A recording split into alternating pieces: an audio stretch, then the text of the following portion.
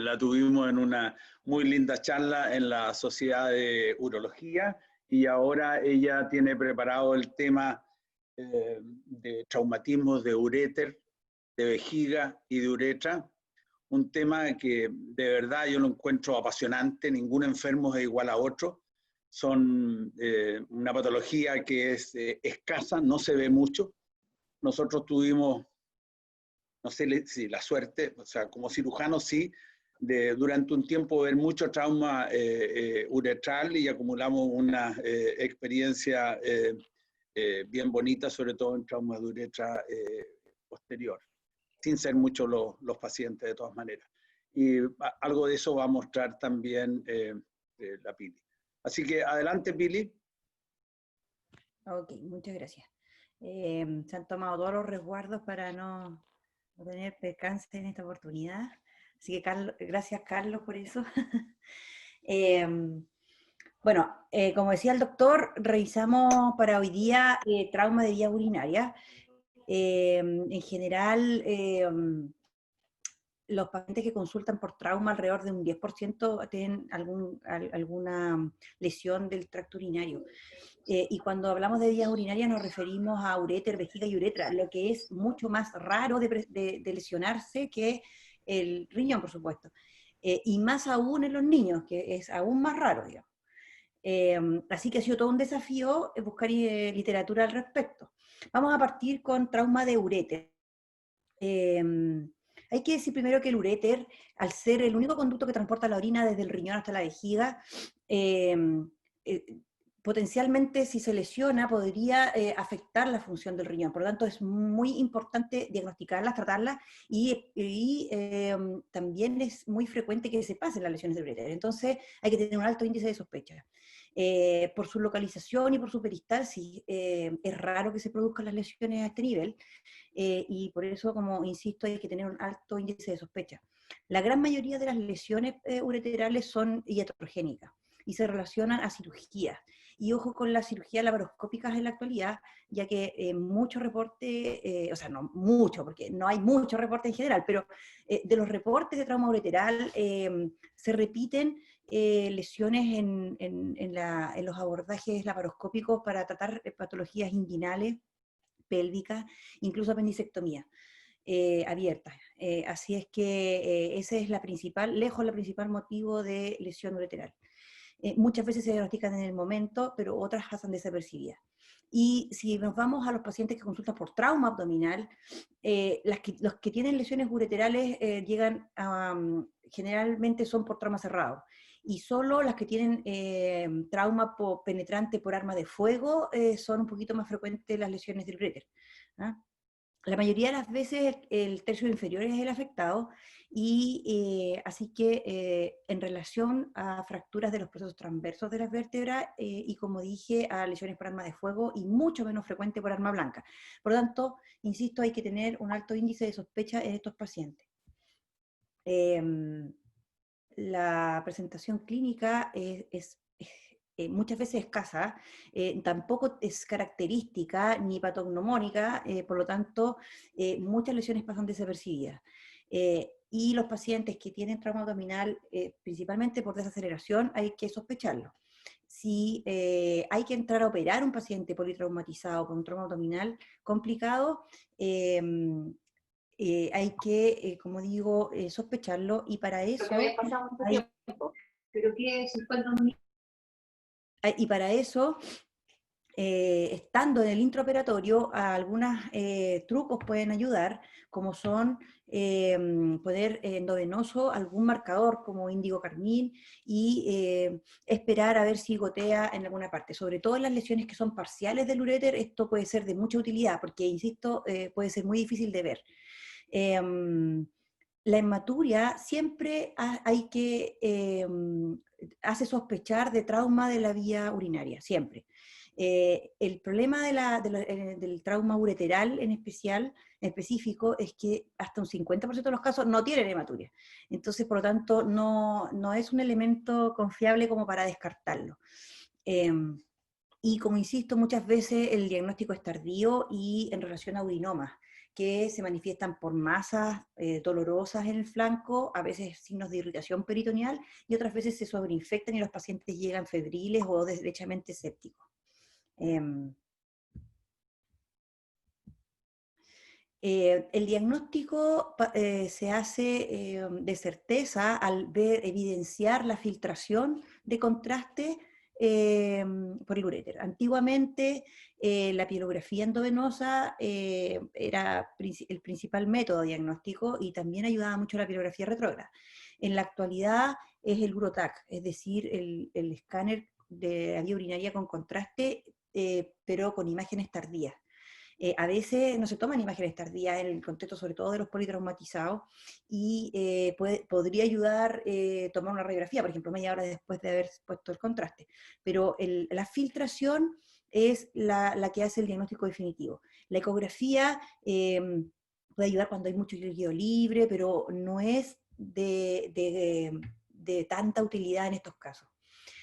Se clasifican dependiendo esta es la Sociedad de Trauma, Americana de Trauma Quirúrgico, la que hizo esta clasificación de trauma ureteral, en que según su severidad los gradúan del 1 al 5, donde del 1 al 3 son lesiones parciales del uréter y el 4 y el 5 son lesiones completas de distinta extensión, con distinta extensión.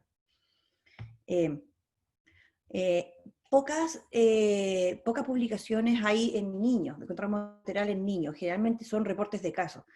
Por lo tanto, el manejo de estas lesiones se ha extrapolado de lo que se hace en los adultos. Ahora, en el caso de estar en el intraoperatorio, en un paciente politraumatizado y evidenciar una lesión en el uréter, lo que se recomienda es suturarla con un tutor puesto. Pero como decía, muchas veces pasan desapercibidas y son de diagnóstico más tardío. Y en esos casos, cuando son lesiones parciales, tanto la nefrostomía como pasar los tutores ureterales son alternativas válidas. No se han hecho trabajos que las comparen, pero sí se reportan que son ambas exitosas. Ahora, pareciera ser que tener un tutor ureteral es como una mejor alternativa, pensando en que permite canalizar el uréter y estabilizarlo en torno al tutor. Se pueden pasar por vía anterógrada o por vía retrógrada. Generalmente se recomienda que sea con una guía hidrofílica atraumática el paso del catéter, y siempre hay que dejar, además de funcionalizada la vejiga, por algún par de días por lo menos. El catéter se deja al menos 3 semanas, por lo que leí, digamos, en distintos reportes. Hay gente que la deja más tiempo, pero por lo menos mínimo 3 semanas. Y después de retirado hay que controlar con cintigrama de eliminación para evaluar si hay algún grado de obstrucción cicatricial. Y esto generalmente se recomienda hacer entre 3 y 6 meses después de ocurrida la lesión. En el caso de las lesiones completas de uréter, la situación es mucho más compleja. Depende de a qué nivel se haya lesionado. Como decía, la gran mayoría de los casos son en el tercio inferior, pero hay lesiones de tercio medio y de tercio superior que realmente son muy desafiantes de manejar, son difíciles y hay muchas alternativas quirúrgicas. Estas son guías que se publicaron hace ya varios años, son del 2003 en realidad. El doctor Zubieta me comentaba que en realidad son bastante antiguas y que a estas alternativas han surgido en la actualidad otras, sobre todo en los niños, y por eso las anoté al lado, como el caso de lesiones de tercio medio sobre todo, o completas, o de gran extensión del uréter, la interposición de apéndice y la interposición de ilion son alternativas para hacer la reparación. Vamos a irles viendo. En el caso del tercio superior, si se pudiera hacer una piel-ureteroanastomosis sería fantástico, pero no siempre es posible, y ahí existen otras alternativas como la ureterocálico-anastomosis. Ahora, si la lesión fuera aún más de menos extensión, la ureterostomía sería también lo de elección. En el caso del tercio medio, también idealmente hay que hacer una ureteroanastomosis. Sin embargo, también existen las alternativas de transureterostomía o, como decía, interposición de apéndice o de ilion. Y en el caso del tercio inferior, el reimplante ureteral directo con las distintas técnicas que existen son una muy buena alternativa, pero a veces, pese a que sean de tercio inferior, igual hay largos gaps y por lo tanto hay que hacer algunas maniobras como por ejemplo la vejiga zoica u otros flap. Y cuando la lesión del uréter es completa, y ya en casos extremos, están descritos, por lo menos yo leí solo en adultos, pero están descritos también, por lo que comentamos con el doctor Zubia en niños, el autotransplante renal. La ureteroestomía, cuando es posible, como decía, es lo ideal. Hay que debridar muy bien los bordes, hay que espatular también el uréter y luego hacer la anastomosis sobre un tutor.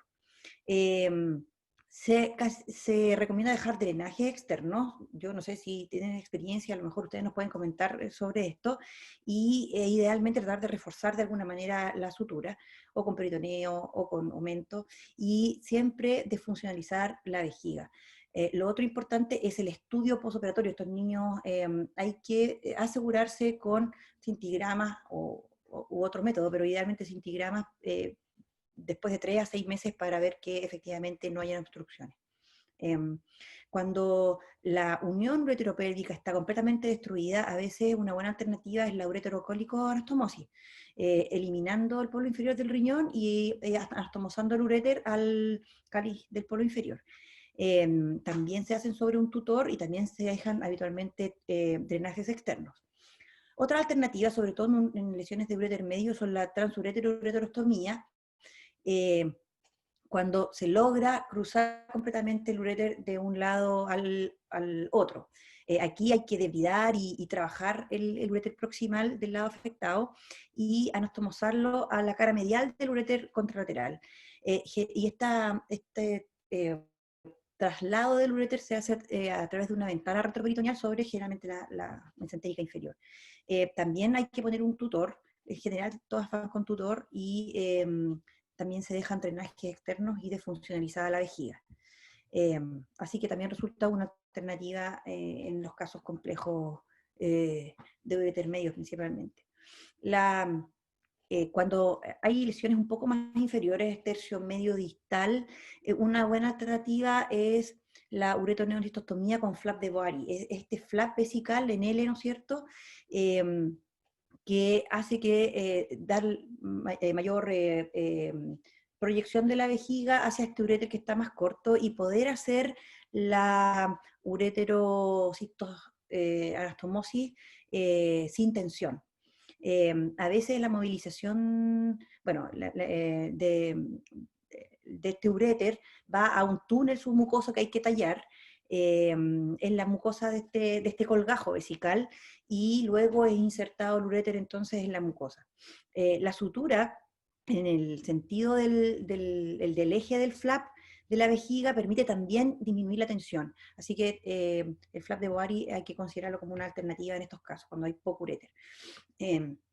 Y en los que son un poco más de tercio distal, sin embargo, igual pueden quedar un poco cortos, hacer la ureteroneocistostomía por la técnica que sea, de Politano, de Gregoire, o generalmente se escribe con Politano, con la ayuda de llevar la vejiga y fijarla en el psoas, también puede ser una buena alternativa.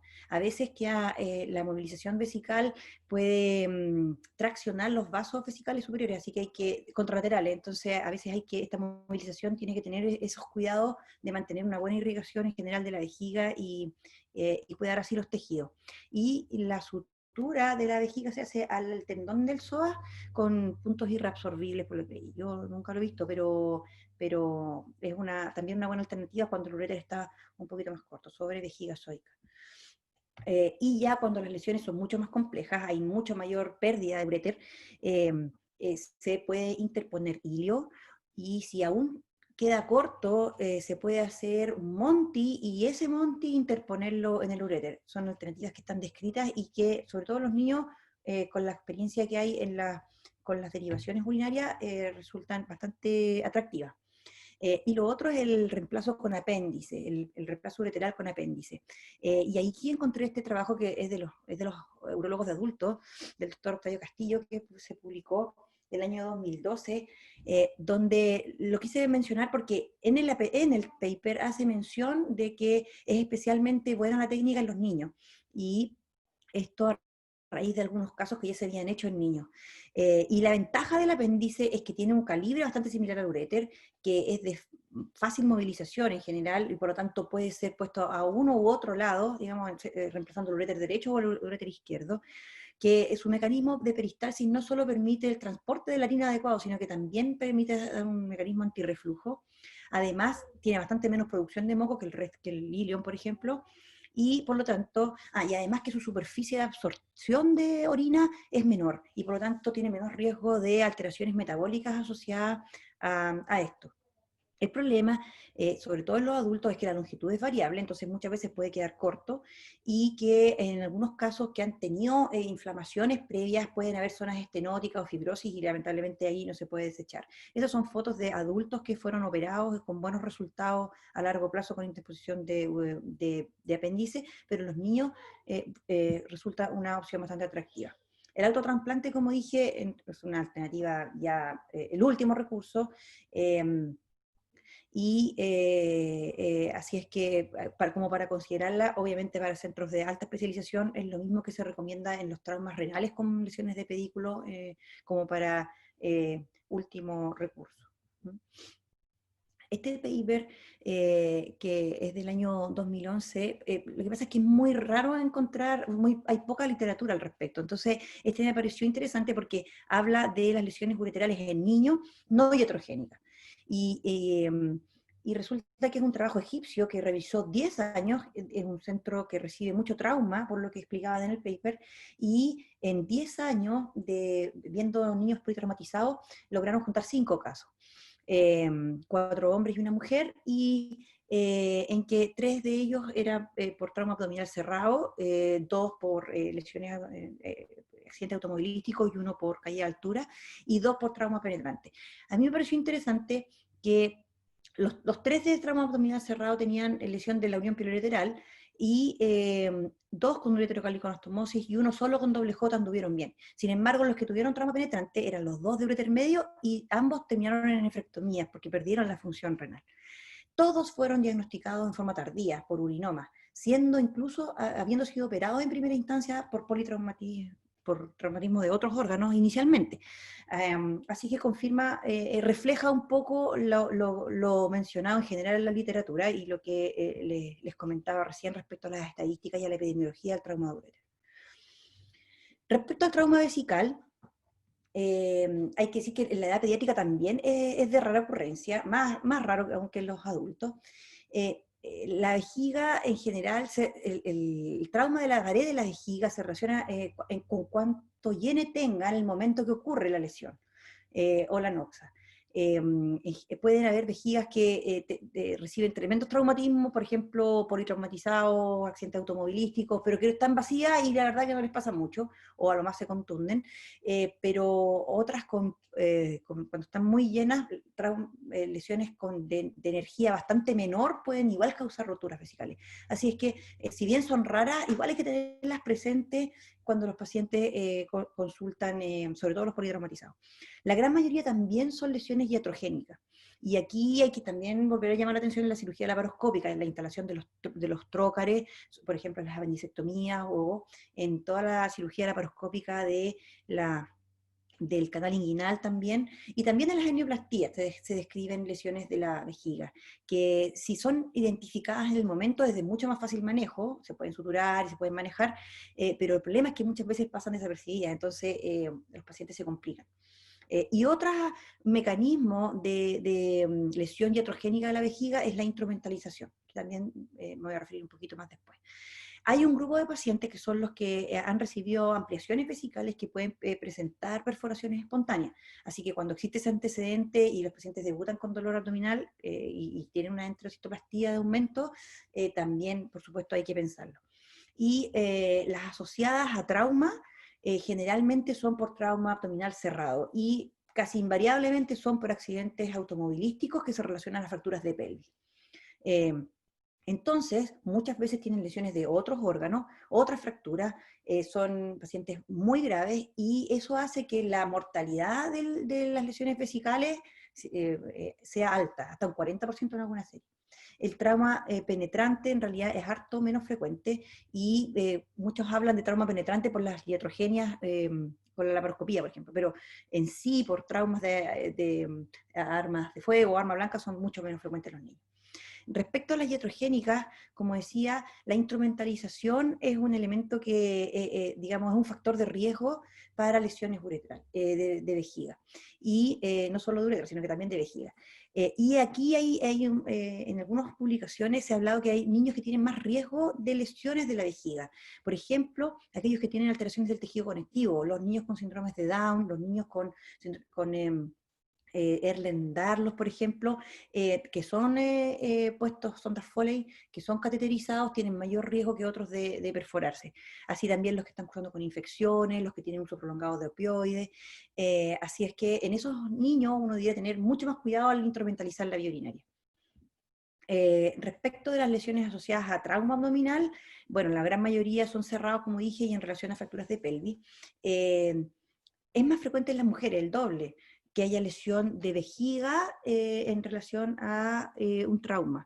Y se dice que hasta un 2% de los traumas abdominales que requiere cirugía tiene lesión vesical, o sea, en realidad son raras. En los niños, entre un 3,5 y un 20% de los que presentan fracturas de pelvis, o sea, el margen es un poquito grande, en algunas series hablan de alrededor de un 4%, pero las que más hablan son de hasta un 20% de niños con fractura de pelvis politraumatizados, especialmente si la fractura es de ramas pubianas o diástasis del pubis, pueden tener perforación de vejiga asociada. Y la clasificación de trauma vesical habla de lesiones que son contusas o que no perforan completamente la pared, como son la tipo 1, que es contusión de la vejiga, o la tipo 3, en que hay una lesión intersticial, en que hay filtración de orina, pero hacia el espacio submucoso de la vejiga, no hay perforación de la vejiga. Y las otras son lesiones en que se compromete toda la pared vesical. Y dentro de ellas, la clasificación más clásica son las de ruptura extraperitoneal y de ruptura vesical intraperitoneal. Los mecanismos más asociados a la ruptura extraperitoneal son las fracturas de pelvis y con fragmentos óseos que perforan la vejiga y hacia el extraperitonealmente, digamos. En cambio, las que son asociadas, lesiones que son asociadas más a ruptura intraperitoneal son los traumas abdominales cerrados, principalmente automovilísticos y por alta velocidad. La gran mayoría son extraperitoneales, más del 60% de los casos son extraperitoneales. La presentación clínica de las lesiones vesicales dependen de las circunstancias en que ocurran. En el caso, por ejemplo, de las lesiones iatrogénicas pueden ser diagnosticadas durante el procedimiento, digamos, pero o no, digamos, pero si son diagnosticadas durante el procedimiento, la verdad que no da mucha clínica porque se reparan en el momento. Las que no, las que son diagnosticadas más tardíamente por cualquier mecanismo, en la gran mayoría de los casos dan hematuria. Entonces, cualquier paciente que llega con hematuria y fractura de pelvis tendría indicación, es como una mnemotecnia o norma que uno debiera tener siempre en considerar cuando recibe un paciente politraumatizado con fractura de pelvis, que si además tiene hematuria, ese paciente va a tener que en algún momento hacerse un estudio contrastado de la biourina, tanto para descartar rupturas de uretra como de vejiga. Y otras veces las lesiones pasan desapercibidas por más tiempo y comienzan los niños a presentar dolor abdominal por uroperitoneo, aumento de la creatininemia, del nitrógeno ureico, hiponatremia, es decir, alteraciones hidroelectrolíticas severas, y entonces uno debiera en esos casos sospechar lesión vesical, sobre todo en las laparoscopías, porque me tocó verlo un par de veces, entonces, bueno, cuando uno le toca la experiencia, la verdad que queda con eso bastante incorporado. Entonces, en aquellos niños que evolucionan también con anuria y con uremia, por supuesto, descartar lesión vesical y distensión abdominal. Cuando las lesiones son extra peritoneales, se puede ver edema perineal, edema suprapúbico asociado, o incluso en los muslos. Pero cuando son intraperitoneales lo que predomina es el dolor y el aumento de la distensión abdominal. El estudio gold standard para el trauma vesical es el estudio contrastado de la vejiga, la uretrocistografía. Es altamente específico y uno debería tener placas pre-instilación del contraste, placas de Yene y placas posterior al vaciado vesical. Sin embargo, muchos pacientes en la actualidad, o sea, prácticamente todos los politraumatizados son estudiados con escáner con contraste. Y ahí es importante considerar las placas tardías, porque es la forma de evidenciar filtraciones de la vía urinaria. La ecografía, la verdad es que nos sirve mucho para el trauma vesical, perdón, la ecografía no es específica, digamos, a eso me refiero con que no sirve tanto. Sin embargo, sí puede orientar o dar alguna sospecha cuando hay líquido intraperitoneal y falta de visualización de la vejiga. Incluso se pueden poner sondas y ver si llenándola se llena la vejiga, y cuando no ocurre, bueno, hay que sospechar que esté perforada la vejiga. Pero en general no es el primer enfrentamiento cuando uno tiene un paciente politraumatizado. En cuanto al manejo del trauma de la vejiga, cuando es contusión, la verdad es que hay que esperar, porque solo el compromiso es de la pared y sanan solas. Cuando la rotura es extraperitoneal, muchas veces, y es pequeña, muchas veces se puede manejar con drenaje. Si no es muy extensa, ahí se recomiendan a veces Foley con 3 lúmenes para poder hacer irrigaciones, y en los casos, cuando están sangrando, digamos, y en los casos de rotura iatrogénica, en realidad, aunque sea extraperitoneal, se recomienda, en varios papers que leí, ir a tratar de suturarlos, de repararlos, no manejarlos solos con drenaje. Sin embargo, muchas pasan solo con desfuncionalizar la vejiga, y es todo lo que necesita el paciente. Ahora, cuando las lesiones son más extensas, o cuando hay compromiso del cuello vesical, cuando estamos en el contexto de un politraumatizado con una fractura de pelvis grave, con restos óseos, uno debería optar por ir a tratarla quirúrgicamente e ir a hacer una reparación de la vejiga, muchas veces abriéndola y reparando la pared posterior de la vejiga. Dejarla desfuncionalizada siempre después de la reparación por algunos días. En cuanto a la rotura intraperitoneal, todas deberían ir a exploración quirúrgica y repararla en 2 planos y desfuncionalizar la vejiga. Todas las que tengan alguna extensión de consideración, porque muchas lesiones muy pequeñitas o puntiformes, qué sé yo, que puedan ocurrir durante, por ejemplo, una cirugía, pudiera también manejarse solo con desfuncionalización de la vejiga.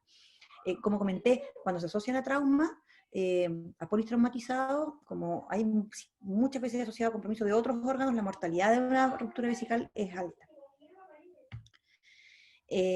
Yéndonos al trauma uretral, hay que considerar que ciertas cosas anatómicas importantes de los niños, como que la vejiga es intraabdominal y como que y por supuesto no hay desarrollo prostático significativo. Entonces esto hace que a veces las lesiones traumáticas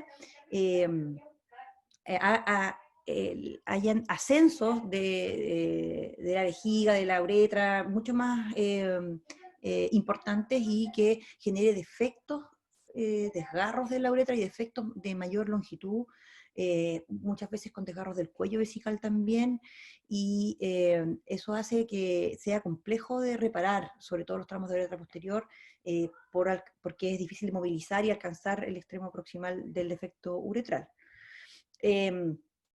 Cuando hay trauma uretral por instrumentalización, muchas veces lo que ocurre es que el edema y la inflamación genera a largo plazo estenosis. Entonces, ese es un tipo de trauma, digamos, de la uretra. Pero cuando hay fracturas de pelvis o caídas a horcajadas, lo que ocurre es que se rompe la uretra. Y esto genera histológicamente una cicatrización diferente, porque hay mucha fibrosis rodeando la zona, se va produciendo mucha fibrosis rodeando la zona contundida y, digamos, lesionada.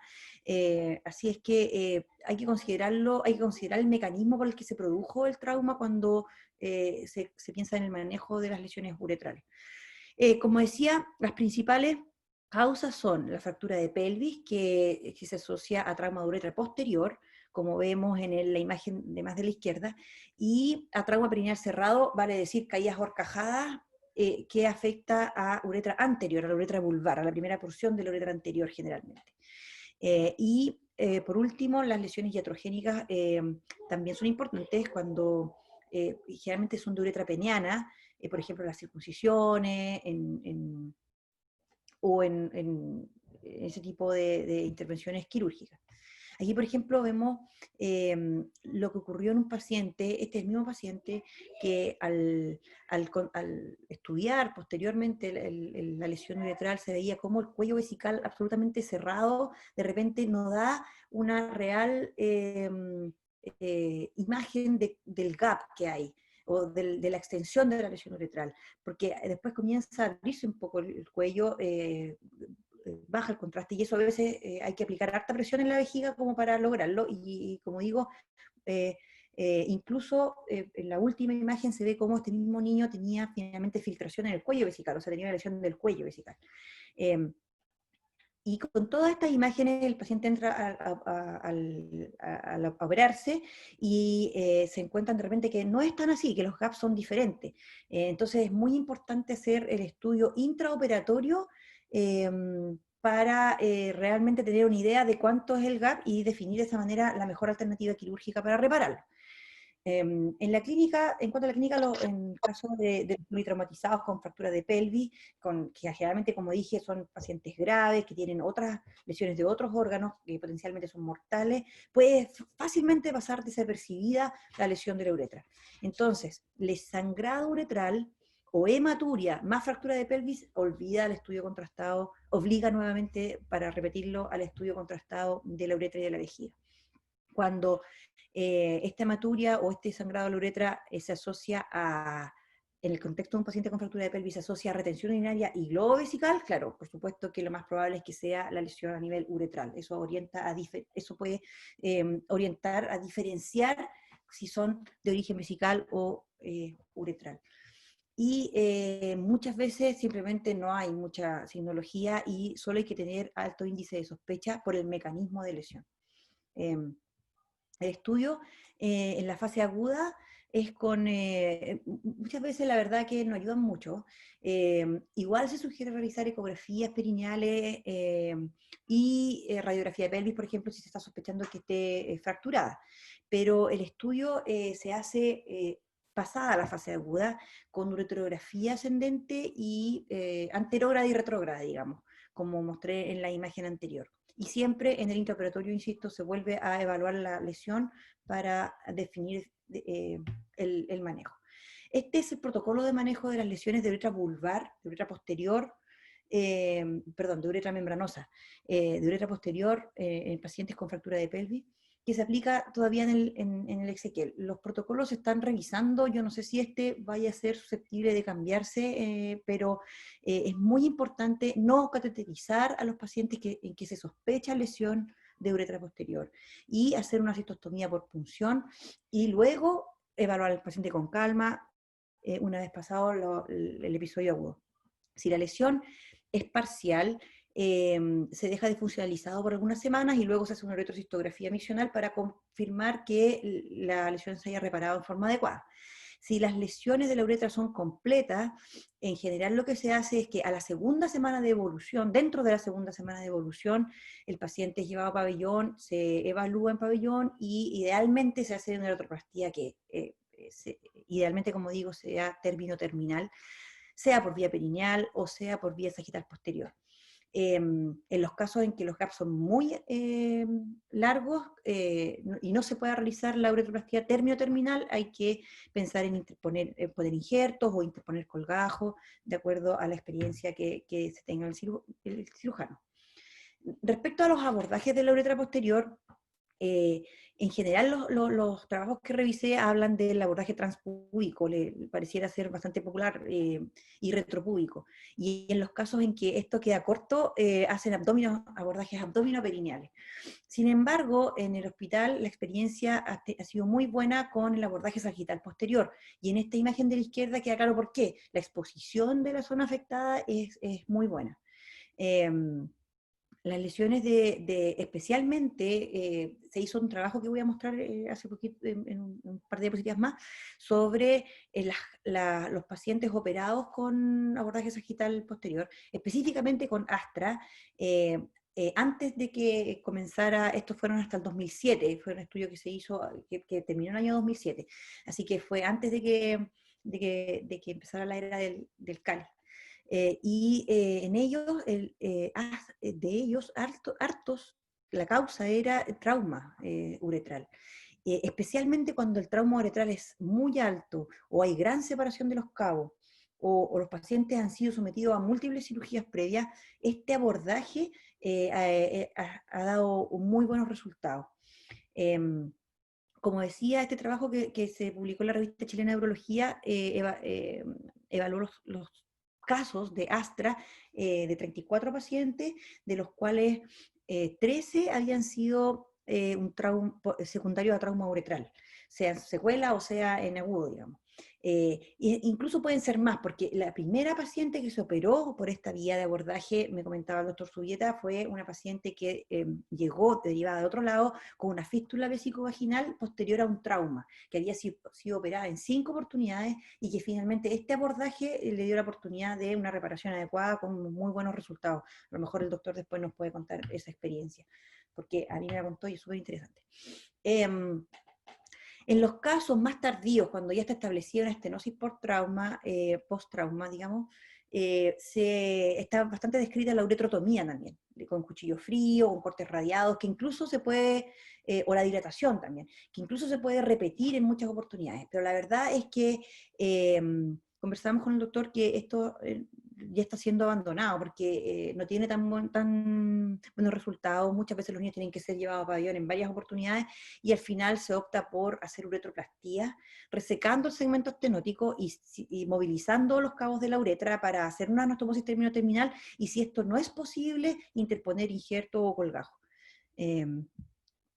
Este también es un caso de los del Ezequiel, en que inicialmente se veía una lesión de un tremendo gap, incluso el contraste de la vejiga, no pasa con contraste más allá de la vejiga, no se contrasta ni siquiera del cuello bien, y está por sobre el pubis, de hecho. Sin embargo, y ya había sido operado este niño, y cuando se hizo el abordaje, se notó que la distancia no era tan larga, en verdad, se pudo movilizar bien mediante el abordaje Astra, la uretra, se pudo abordar muy bien la uretra posterior, y se pudo movilizar bien, y por lo tanto se resolvió con una anastomosis terminal, y en el postoperatorio se ven los resultados como, la verdad que fueron súper buenos, y ahí también se veía como estaba la vejiga de él. Complicaciones de los traumas uretrales, estenosis, se describe disfunción eréctil y se describe también incontinencia urinaria. En nuestra serie, la verdad que no hay ni disfunción descrita ni disfunción eréctil, que la verdad se evalúa por las erecciones espontáneas que tienen los niños, por lo que relatan los padres, ni tampoco hay incontinencias urinarias. Pero yo encontré este trabajo en el que evaluaban reparaciones de lesiones uretrales relacionadas a trauma en niños, en un centro que recibía pacientes de distintos países, de Bélgica, de Francia, de Holanda, y que fueron considerados 17 años de estudio con un seguimiento de los pacientes de más de 50 meses. Entonces, ahí pudieron establecer que de más de 850 uretroplastías, solo 47 eran menores de 18 años, y de esas solo 18 eran por trauma uretral posterior, es decir, la incidencia es baja. La edad promedio de los pacientes era de 13 años, y de ellos hubo 9 lesiones de uretra vulvar, 6 de ellas por caída horcajada, y 7 lesiones de uretra posterior, todas por fracturas de pelvis. las reparaciones fue vía perineal o vía abdominoperineal. Pero lo que quería mostrar en este trabajo son las complicaciones, porque en un grupo de ellos, que fueron 12 de estos 18 pacientes, que ya tenían más de 16 años al final del estudio, se hizo cuentas con cuestionarios validados y definieron que más de un 30% refería a disfunción eréctil, goteo postmiccional en 25%, incluso uno que había sido el único paciente que tenía lesionado el cuello vesical, refería incontinencia urinaria. Como conclusión podemos decir que el trauma de las vías urinarias en los niños es raro, que además hay pocos trabajos de grandes series, son más bien reportes de casos, y que requieren en general un alto índice de sospecha, porque muchas veces están en el contexto de traumas de otros órganos, y por lo tanto de pacientes muy graves en riesgo vital y que pasan fácilmente desapercibidas. Las principales causas de trauma de la vía urinaria son iatrogénicas y por trauma abdominal cerrado. Estos pacientes debían ser manejados en centros especializados, porque como vimos, requieren muchas veces técnicas complejas y dada la poca incidencia, pocos tienen mucha experiencia, digamos. Entonces, deberían a lo mejor ser manejados en forma definitiva en centros especializados. Y es muy importante en ello el seguimiento a largo plazo, sobre todo en los de trauma de uretra. Por lo tanto, aquí el papel de la transición vuelve a llamarnos a pensar y a proponer desarrollarlo. Eso era lo que les quería presentar.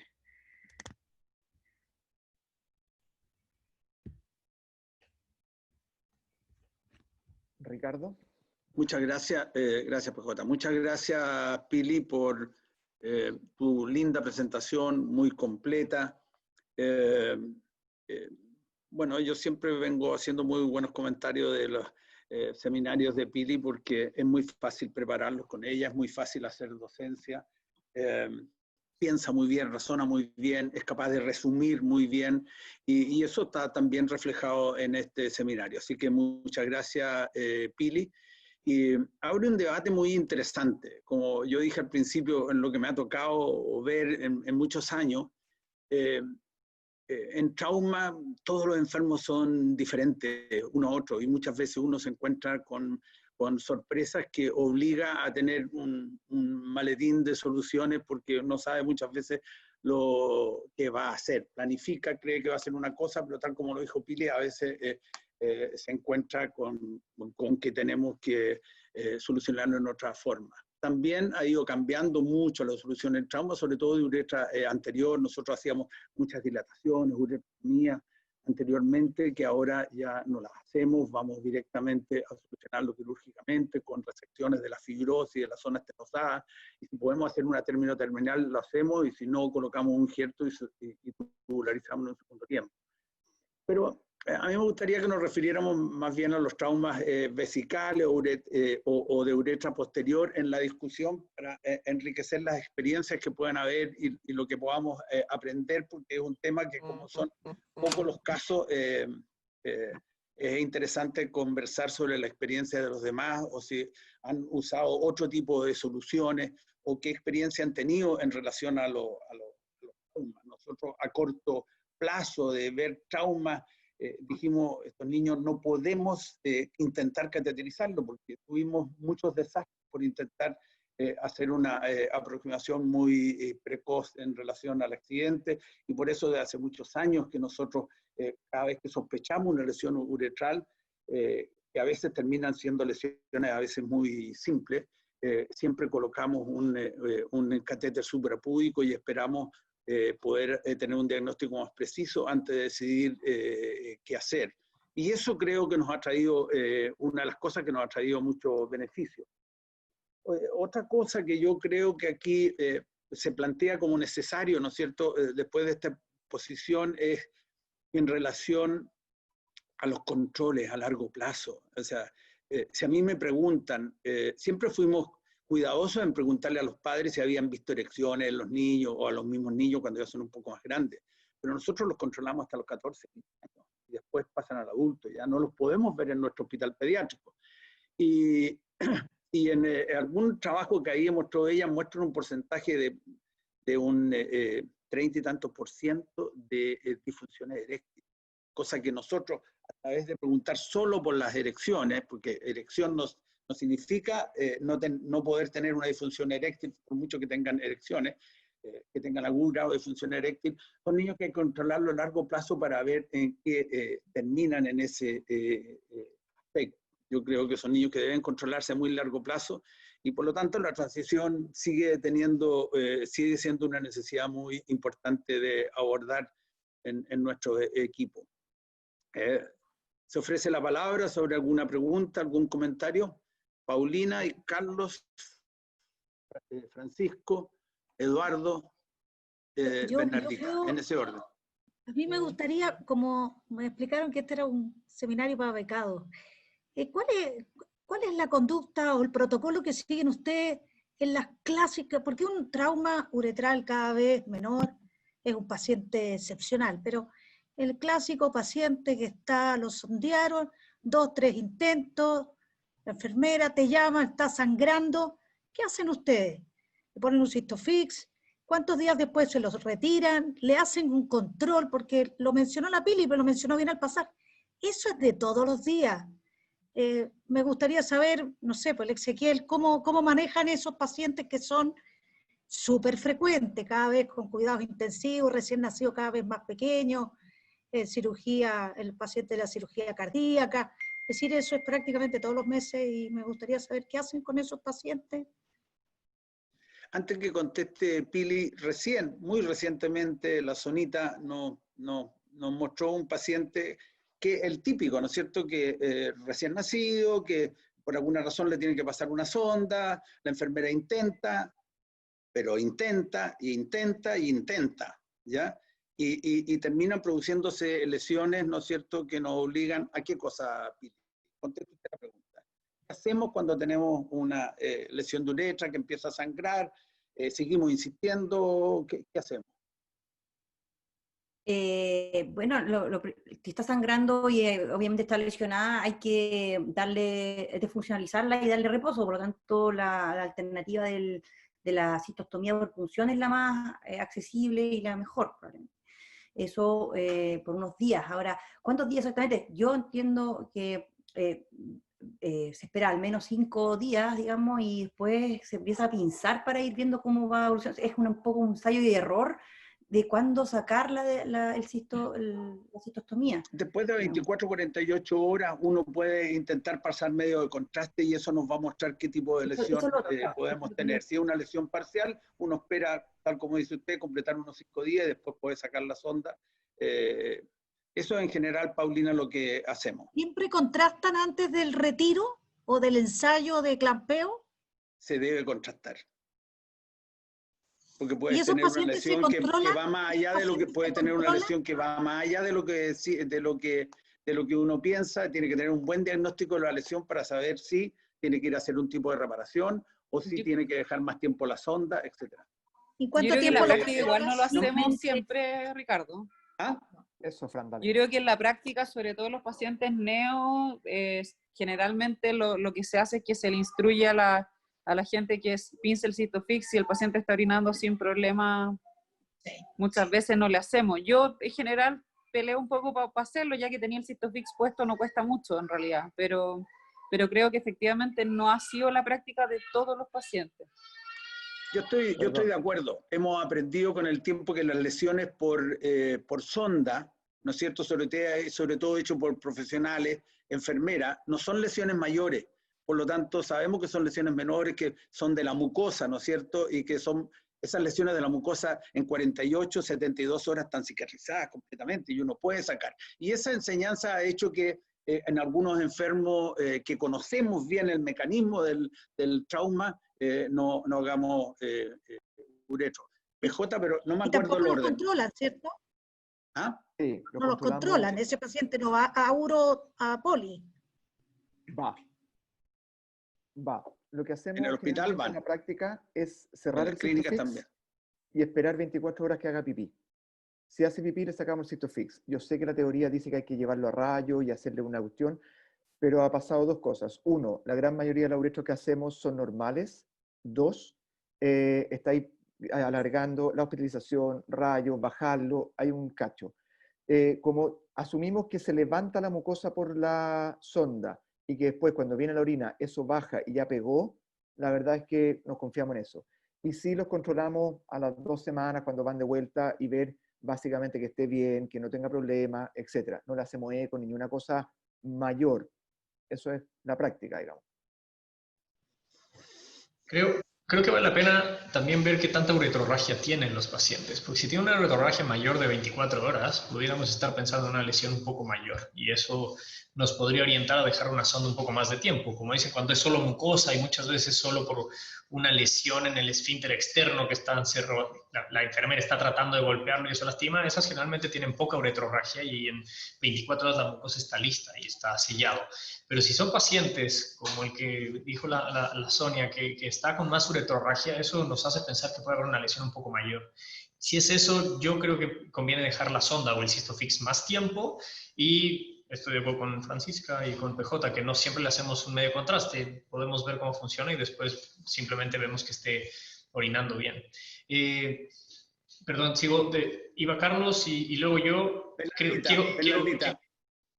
Quiero mencionar algo porque Carlos yo creo que tiene más conocimiento de esto acerca de las lesiones uretrales y del cuchillo frío que se ha ido abandonando porque según las guías de la AUA tiene una recidiva mayor del 60% y están más asociadas a disfunción eréctil las mismas secciones. Entonces, creo que es algo que ya no se hace y no se debería hacer. No estoy seguro de las guías, pero yo creo que Carlos nos puede orientar más en esa. Lo mencionamos en el relato, Francisco. Bernardita está primero. Bernardita. Que una cosa que sirve mucho en los traumas uretrales es la resonancia, que te ayuda a definir el gap de distancia que tiene, y nosotros la usábamos harto previo a las reparaciones para planear la cirugía. Eso también vale la pena considerarlo. Gracias. Carlos. Sí, un poquito sobre la experiencia en gente un poco mayor. Muchas veces teníamos uretrocistografía y teníamos lesiones parciales de uretra y vimos qué pasaba cuando podíamos pasar un catéter, efectivamente. Y teníamos estenosis igual. No había mayor beneficio en pasar un catéter en un paciente con lesión de uretra, aunque fuera parcial. Por lo tanto, coincido que lo mejor es efectivamente dejar un catéter suprapúbico, dejar descansar esa uretra y después se evaluará. En cuanto a las uretrotomías internas, también estamos bajando la indicación. Hay mucha gente que todavía les interesa hacerlo independiente de la evidencia, y en general damos una oportunidad. O sea, ya tuvo una uretrotomía interna, nunca se va a repetir el intento de uretrotomía interna en un paciente. O sea, en general estamos yendo más para la uretroplastía siempre. ¿No? Básicamente eso. Y lo que yo le quería preguntar a ustedes es sobre el seguimiento de estos pacientes. Los pacientes que han tenido lesiones de uretra y cirugía de uretra, prefieren seguirlo clínicamente, prefieren hacerle una uroflujometría. Ahí tengo que hacer el comentario que siempre una uroflujometría de una uretra operada va a asemejar la uroflujometría de una estenosis, porque hay una parte que no es distensible. Puede ser de mayor, de menor flujo, pero la curva en general va a ser una curva alargada. Por lo tanto, no siempre nos va a dejar libre de dudas que el paciente está bien. Así que por eso me interesa su opinión. Un poco yo creo que debiéramos actuar igual que con la hipospadia, ya cuando sospechamos estenosis. En esto debe ser lo mismo, y de hecho en los últimos años así lo hemos hecho. Lo que pasa es que son pacientes que cada vez vemos menos. Yo creo que si nosotros tenemos acumulado esa experiencia que en trauma de uretra eran 16 pacientes secundarios a trauma alto en que usamos, me refiero a los que usamos el Astra. Ese es un número tremendo, que si nosotros lo tuvimos porque fue por un periodo que acumulamos mucha experiencia y recibimos enfermos de otros lados que venían con secuelas o que nos pidieron ayuda cuando se traumatizaron justamente porque coincidió con el periodo que empezamos a usar el Astra, que cambió radicalmente el tratamiento de este niño, sobre todo en lo que significa la evolución posterior. Sobre uretra anterior, no los de uretra membranosa, sino que uretra vulvar o anterior, yo creo que hay que distinguir los de uretra vulvar, que son la gran mayoría por caídas a horcajadas, y los de uretra anterior, que son casi todos iatrogénicos, donde pasamos el periodo que usamos mucho dilatación, incluso uretrotomía, y muchas veces andaban bastante bien con las dilataciones, pero después de unos 5 o 6 periodos. Pero en general eso ahora ya no se ha dejado de hacer y se está prefiriendo ir a la resección y anastomosis término terminal o colocación de injertos. Pero también son lesiones que no vemos muy a menudo. En lesiones de uretra, por ejemplo, yo quiero aprovechar de contarle un poco mi experiencia, que en tantos años solo vi 3 casos. Uno en un paciente que fuimos a operar fuera, que había sido operado de una apendicitis y que se fraccionó el uréter, pensando que estaban localizándolo esto. El uréter se fraccionó demasiado, se desinsertó en alguna parte, empezó a salir orina, bueno, dejaron un drenaje, renaron, y después nos fuimos a repararlo y se había desinsertado de la unión uretrovesical, hicimos una piloplastía, igual que cuando uno opera una estenosis, estábamos preocupados porque como se fraccionó, a lo mejor el distal estaba muy distante, pero no, había un gap importante, pero que se pudo llevar muy bien el uréter. A pesar de eso, disecamos un poco el riñón a su alrededor para descenderlo un poco y se pudo hacer una anastomosis muy bien. Otro fue un niño secundario en un trauma abdominal que tuvo fue muy importante ese trauma, tuvo una lesión de uréter con pérdida de uréter, pero que se pudo hacer una transuretroanastomosis. Y otro es un paciente que operamos con Paulina, en que se le hizo, tenía una pérdida de uréter distal y se le hizo, por alguna razón no se podía hacer una transuretroanastomosis y usamos apéndice para solucionar ese niño. Esos son los 3 que a mí me ha tocado ver. Me gustaría escuchar el relato porque son enfermos y que anduvieron muy bien.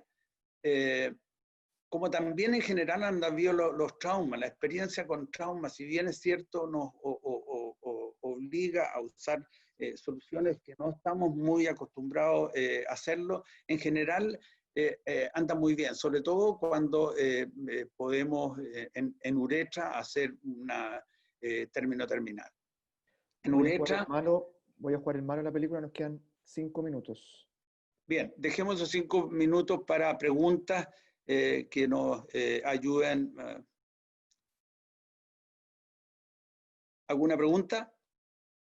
¿Algún comentario sobre algún trauma importante que alguien quisiera mostrar su experiencia o que tenga una experiencia diferente? Eduardo Focacci. Gracias. No se te escucha. Ahora sí.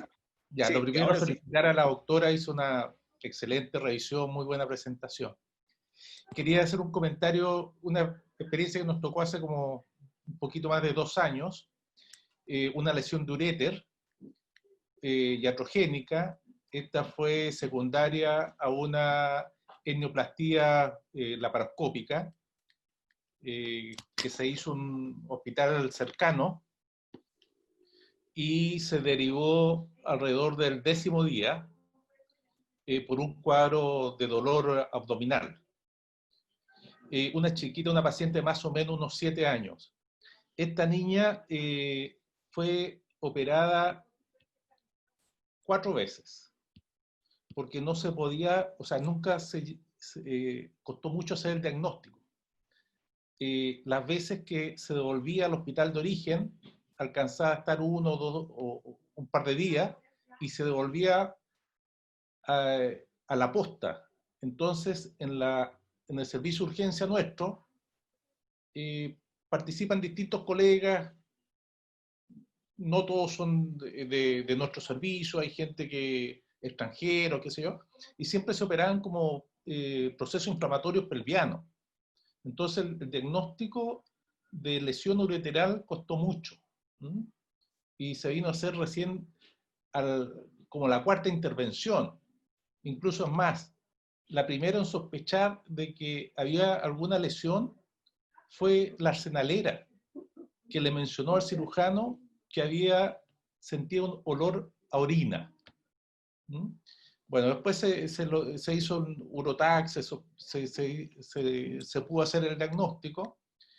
En la exploración quirúrgica había una sección completa del uréter distal y del lado derecho.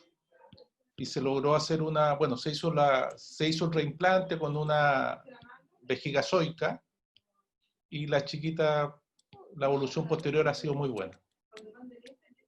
Ese era el caso, Ricardo. Muchas gracias, Eduardo.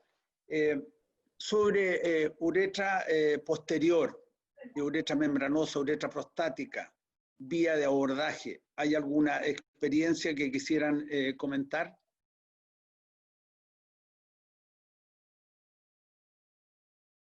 Cri, cri.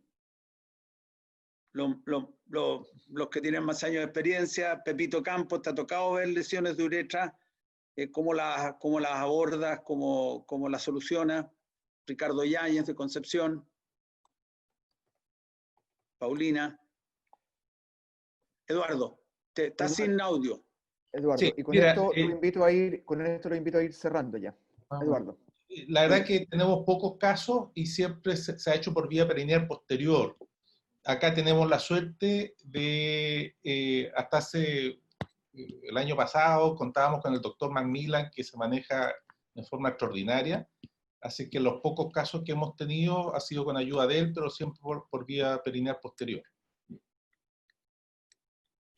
Gracias. Estamos siendo el tiempo. Muchas gracias de nuevo a todos por haberse conectado. El próximo miércoles 10:30 seguimos bajando y vamos a genitales. Vamos a ver cómo sospechamos algún grado de abuso en trauma genital. Lo hace la Maca y lo hace la Nelly. Sí, Sonia, lo siento, alguien tiene que tomar el tiempo, esta vez fui yo, así que perdona a todos, pero o si no, vamos a estar aquí conectados todo el rato. Así que muchas gracias a todos, nos vemos el próximo miércoles a las 10:30. Yo también te quiero, Sonia. Adiós. Gracias, Pili, gracias, Muchas Ricardo. gracias a todos. Bien, Pili, te felicito. Bien, Ricardo. No, muchas gracias a ustedes, se pasaron. Chao. Chao. Super. Ya.